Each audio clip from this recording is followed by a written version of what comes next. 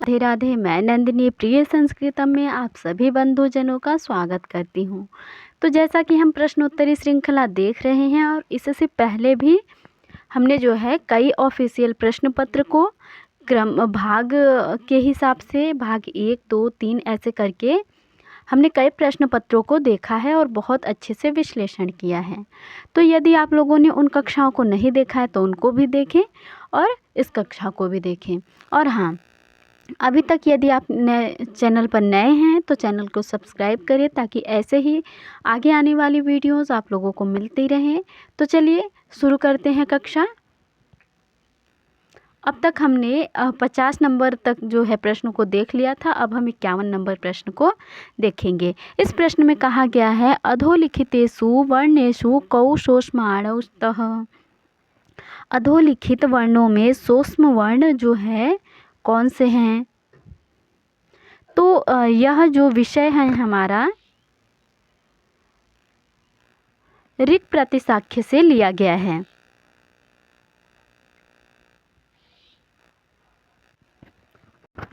ऋक् प्रतिसाख्य में कुल 18 पटल हैं। विष्णुमित्र ने वर्ग द्वय वृत्ति की रचना की ऋक् प्रतिसाख्य पर आचार्य उव्वट ने भाष्य किए हैं।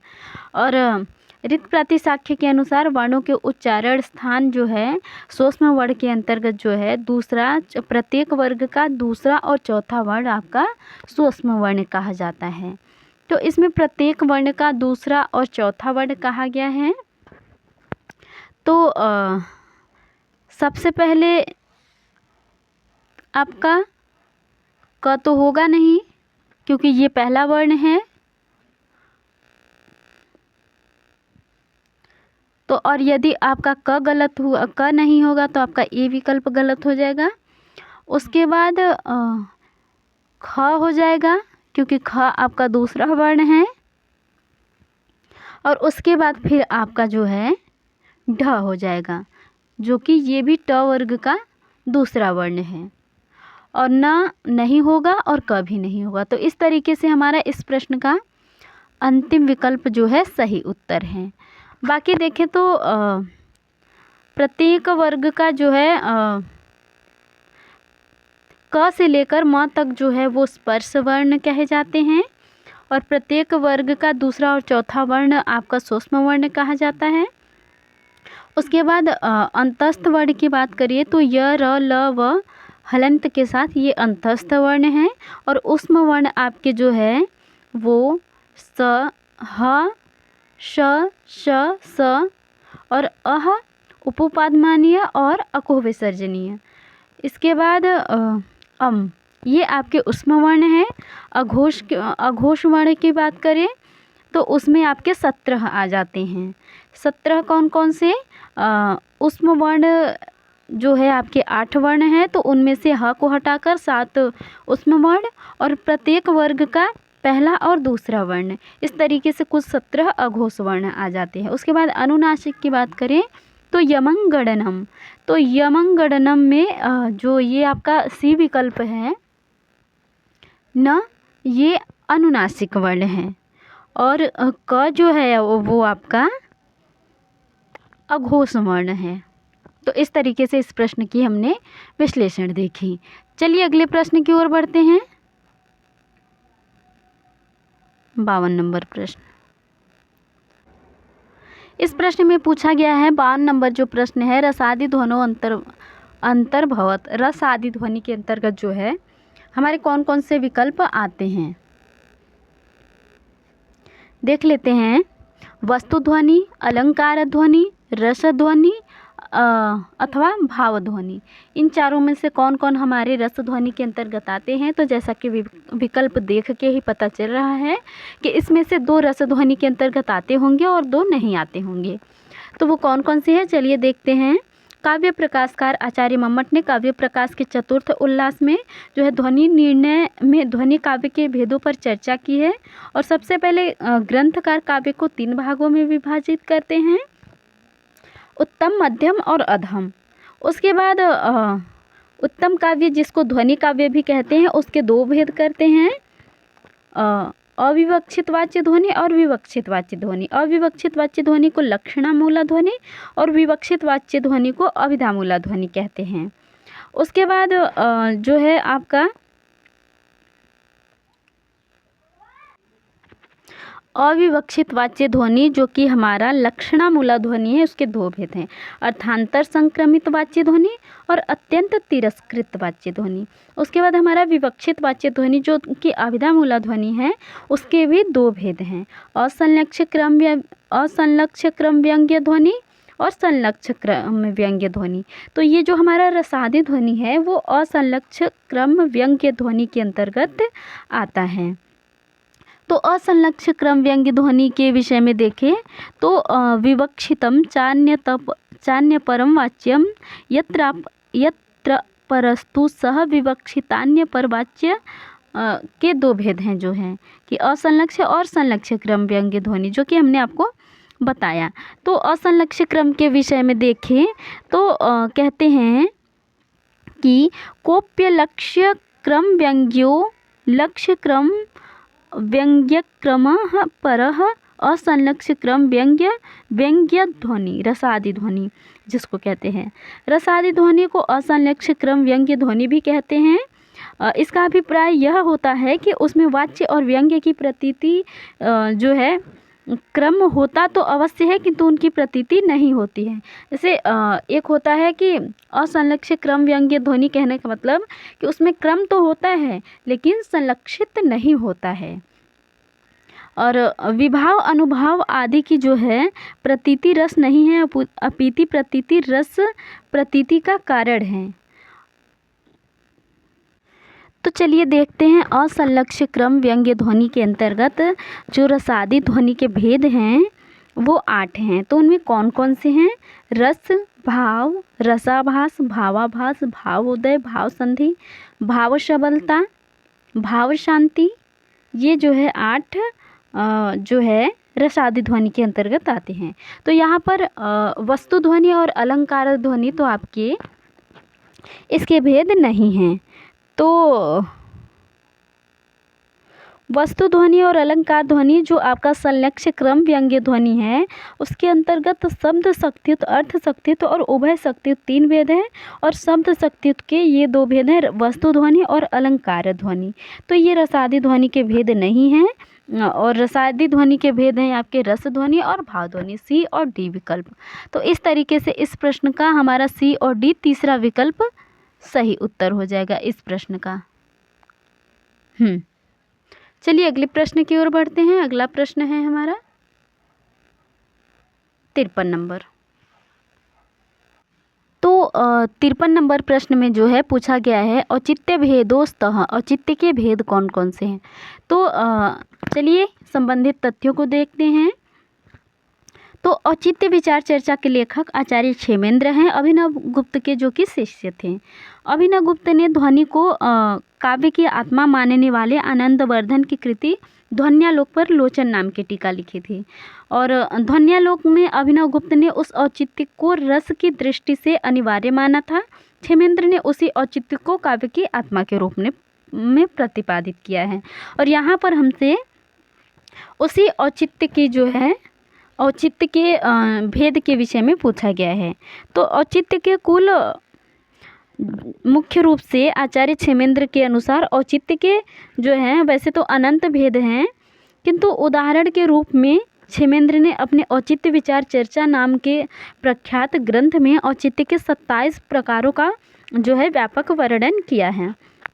तो हम उनके नाम देख लेते हैं, क्योंकि हमसे यहाँ पर नाम ही पूछा गया है। हम 27 नाम देख लेते हैं, क्रम से देख लेते हैं, क्योंकि आगे आने वाली परीक्षाओं में क्रम भी पूछा जा सकता है अथवा कोई अन्य नाम भी पूछा जा सकता है, क्योंकि यहाँ पर तो 2 ही नाम दिए गए हैं। तो पद, वाक्य, प्रबंध, गुण, अलंकार, रस, क्रिया, कारक, लिंग, वचन, विशेषण, उपसर्ग, निपात, काल, देश, कुल, व्रत, तत्व, सत्य, अभिप्राय, स्वभाव, सार संग्रह, प्रतिभा, अवस्था, विचार, नाम, आशीर्वाद। तो इस तरीके से हमारा जो है यहाँ पर अभिप्राय और पद भी है ना।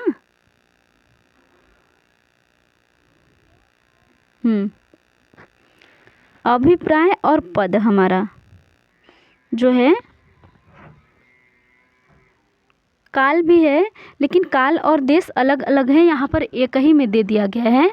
तो इस तरीके से हमारा जो है चौथा ए और बी, पद वर्णन, पदम वर्णन, पद भी है हमारे उसके अंतर्गत।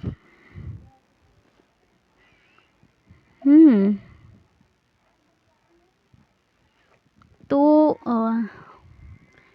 ए और डी का है तो, किंतु काल, देश और अभिप्राय, स्वभाव,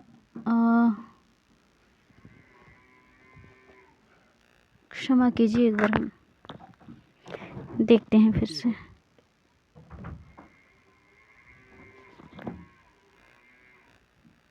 अच्छा हाँ, तो यहाँ पर पद की तो चर्चा आई है 27 औचित्य के अंतर्गत, लेकिन वर्ण की नहीं है। अभिप्राय, स्वभाव, देश और काल, ये चारों जो है औचित्य के भेद हैं। इस तरीके से हमारा जो है ए और बी चौथा विकल्प इस प्रश्न का सही उत्तर हो जाएगा। चलिए अगले प्रश्न की ओर बढ़ते हैं। 54 नंबर प्रश्न। तो 54 नंबर प्रश्न में पूछा गया है, अलंकार संप्रदायस्य आचार्यौस्तः, अलंकार संप्रदाय के आचार्य कौन कौन हैं इनमें से। तो चलिए सबसे पहले हम देखते हैं कि प्रमुख संप्रदाय के प्रमुख कौन कौन आचार्य हैं। तो हमारे जो भामह हैं, सबसे पहले भामह और दंडी दिए गए हैं, और उसके बाद रुद्रट और रुयक दिए गए हैं। उसके बाद रुद्रट और आनंदवर्धन जी, रुयक और मम्मट जी दिए गए हैं। तो चलिए सबसे पहले हमारा रस संप्रदाय आता है, तो उसके प्रवर्तक आचार्य भरत जी हैं, और भोजराज, भट्टनारायण, विश्वनाथ, राजशेखर, केशव मिश्र और शारदा तनय, ये आपके रस संप्रदाय के आचार्य हैं। और अलंकार संप्रदाय की बात करें, जो कि हमारे प्रश्न में पूछा भी गया है, तो उसके प्रमुख आचार्य अथवा प्रवर्तक आचार्य कहें तो वो भामह हैं। तो इस तरीके से हमारा ए विकल्प तो हो जाएगा कि सही है, लेकिन इसके साथ और कौन सा विकल्प सही होगा देख लेते हैं। तो अलंकार संप्रदाय में भामह प्रवर्तक है, दंडी हैं, उद्भट हैं, उसके बाद रुयक हैं, रुद्रट है, जयदेव है और अपेक्षित दीक्षित हैं। ये सारे कुछ अलंकार शास्त्र के प्रमुख आचार्य हैं। तो रुयक और उद्भट, ये दोनों ही आपके अलंकार संप्रदाय के अंतर्गत आते हैं, और दंडी जी भी। तो ए और बी हमारा सही विकल्प हो जाएगा इस प्रश्न का। इस तरीके से हमारा पहला विकल्प इस प्रश्न का सही उत्तर हो जाएगा। बाकी हम देख लेते हैं लगे हाथ, रीति संप्रदाय, ध्वनि संप्रदाय, औचित्य संप्रदाय और वक्रोक्ति संप्रदाय के विषय में। तो रीति संप्रदाय के प्रवर्तक तो आचार्य वामन है, ध्वनि संप्रदाय के आनंदवर्धन है, और अन्य आचार्यों में ध्वनि संप्रदाय की बात करें तो मम्मट, अभिनवगुप्त, पंडित राज जगन्नाथ इत्यादि प्रमुख आचार्य हैं। वक्रोक्ति संप्रदाय के प्रवर्तक आचार्य कुंतक हैं, और औचित्य संप्रदाय के क्षेमेंद्र हैं। तो चलिए अगले प्रश्न की ओर बढ़ते हैं। इस तरीके से इस प्रश्न का हमारा सही विकल्प पहला है। अगले प्रश्न की ओर बढ़ते हैं। 55 नंबर प्रश्न। तो इस प्रश्न में पूछा गया है कि रस विषय समुचित कथने स्तः। तो पहला विकल्प है हमारा रसः वाच्यः भवति, तो ये बिल्कुल गलत है, रस वाच्य नहीं होता है। और दूसरा विकल्प है कि अभिनव गुप्त, और हाँ डी विकल्प भी एक बार आप देख लीजिए, रसः लौकिकः भवति, जबकि रस लौकिक नहीं बल्कि अलौकिक होता है। रस आपका लौकिक नहीं होता है, रस अलौकिक होता है। रस की अनुभूति बड़ी विलक्षण एवं अद्भुत होती है। रस आस्वादन मानो हृदय में प्रविष्ट होता सा प्रतीत होता है, और जो है कि यह ब्रह्म ज्ञान के आनंद के समान होता है। रस का आस्वादन होने के बाद अन्य सभी ज्ञान तिरोहित हो जाते हैं। रस जो है वो अलौकिक होता है। रस ध्वन्यात्मक भी होता है। तो इस तरीके से हमारा डी विकल्प भी गलत हो जाएगा इस प्रश्न का। तो ए और डी गलत हो जाएगा, तो हमारा बी और सी विकल्प ही सही बचेगा। इस प्रश्न का दूसरा विकल्प हमारा बी और सी सही है। तो चलिए इनसे संबंधित थोड़े से तथ्यों को देख लेते हैं। बाकी हमें हमारा सही विकल्प मिल चुका है। तो जो है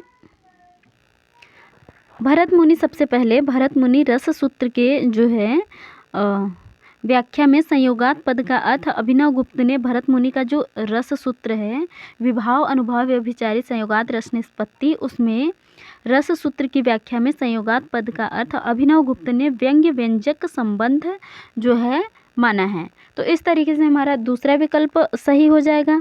उनके अनुसार विभाववादी रस के व्यंजक हैं और रस व्यंग्य हैं, ऐसा अभिनव गुप्त के मत में है।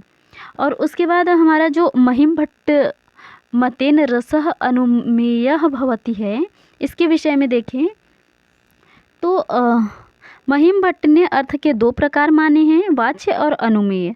उनके मतानुसार वाच्यार्थ शब्द के व्यापार का विषय है और वह ही मुख्य अर्थ है। वह अर्थ ही लिंगभूत होकर अनुमेय अर्थ की प्रतीति कराता है। यहाँ अनुमेय अर्थ को तीन प्रकार का माना जाता है, वस्तु, अलंकार और रसादि, और तीनों में अंतिम रसादि अनुमेय होता है। तो रस आदि जो है अनुमेय होता है, ऐसा महिम भट्ट। तो इस तरीके से हमारा तीसरा विकल्प जो है सी भी सही हो जाएगा। बी और सी दोनों विकल्प सही हो जाएंगे। इस प्रश्न का दूसरा विकल्प हमारा सही उत्तर हो जाएगा। अभी हम थोड़ा कुछ कारणवश कक्षा समाप्त करते हैं, नहीं तो हम वैसे 10 प्रश्न देखते हैं आज भी। कक्षा थोड़ी छोटी ही होगी। मिलते हैं जल्दी अगली कक्षा में। थोड़ा हमें विलम्ब हो रहा है फिर तो कक्षा, और हाँ, कक्षा यदि पसंद आए तो लाइक करिए, वीडियो को सब्सक्राइब करिए चैनल को, और अच्छे अच्छे कमेंट करिए। और मिलते हैं जल्द ही, क्योंकि 5 प्रश्न तो करने नहीं थे, 10 प्रश्न करने थे, किंतु अभी कुछ आवश्यक कार्य आ गया है तो हम 5 ही प्रश्न करते हैं। कक्षा छोटी ही सही। चलिए, धन्यवाद।